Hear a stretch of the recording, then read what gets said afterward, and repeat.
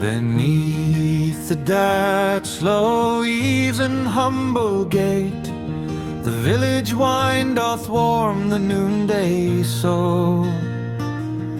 Faint smoke in threads ascends with scented fate, while plum buds shyly from the branch unroll.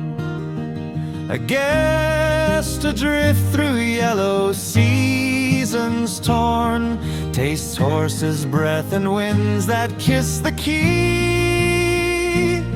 Though springs return, they pass like dreams at morn, and round the hut the murmuring waters flee.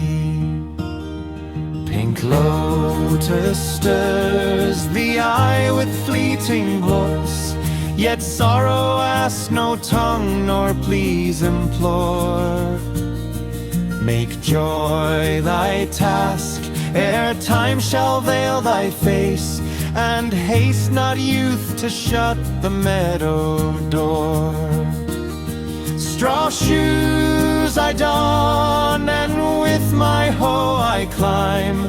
In children's laughs the dust forgets its time. In children's laughs the dust forgets its time. And Clotis stirs the eye with fleeting grace, yet sorrow asks no tongue nor pleas implore.